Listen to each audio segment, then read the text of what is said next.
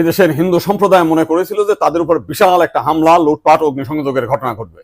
কিন্তু গতকাল বিকালেই বিএনপি এবং জামাতের নেতারা তাদের নেতৃবৃন্দকে হিন্দুদের বাড়িতে হামলা, লুটপাট, অগ্নিসংযোগ যাতে না হয় এবং প্রত্যেক মন্দিরে যাতে পাহারা দেয় সেই ব্যবস্থা করার নির্দেশ দেয়। এবং গতকাল থেকে আমরা দেখেছি সেই পাহারা দিয়েছে।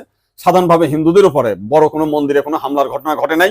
কিছু আওয়ামী লীগের হিন্দু নেতা আছে যারা বিভিন্ন সময় লম্পঝম্প করেছিল, তাদের বাড়িতে, শুধু হিন্দু বাড়ি না, মুসলিম আওয়ামী লীগ নেতাদের বাড়িতে হামলা হয়েছে, লুটপাট হয়েছে। এবং সামান্য কিছু সুযোগ সন্ধানী এলাকা ভিত্তিক তারা কিছু সামান্য মন্দিরে হামলা করেছে, সেটা ব্যাপক বিষয় না। কিন্তু আমরা দেখলাম যে ভারতের রিপাবলিক এইটাকে নিয়ে ব্যাপকভাবে রিউমার ছড়াচ্ছে, নানান কিছু মিলে উদ্ভট কথাবার্তা বলছে। এবং আজকে দেখলাম শেখ হাসিনার নিয়ে তারা কাহিনী তৈরি করছে, বঙ্গবন্ধুর স্ট্যাচু মানে ভাঙছে, সেটা নিয়ে তারা খুব দুঃখে সাগরে ভাসছে। আমার এক সাংবাদিক ফোন দিয়েছিলাম, তাদের বলেছি যে আপনারা যদি শেখ হাসিনার জন্য যদি এত কান্না আপনাদের মধ্যে আসে, তো শেখ হাসিনা ভারতে গিয়েছে, আপনারা ভারতের প্রধানমন্ত্রী নরেন্দ্র মোদীকে সরিয়ে শেখ হাসিনাকে আপনারা প্রধানমন্ত্রী হিসেবে ঘোষণা করেন, সে ভারতও রক্ষা করতে পারবে, তা আপনার সেভেন সিস্টারও রক্ষা করতে পারবে।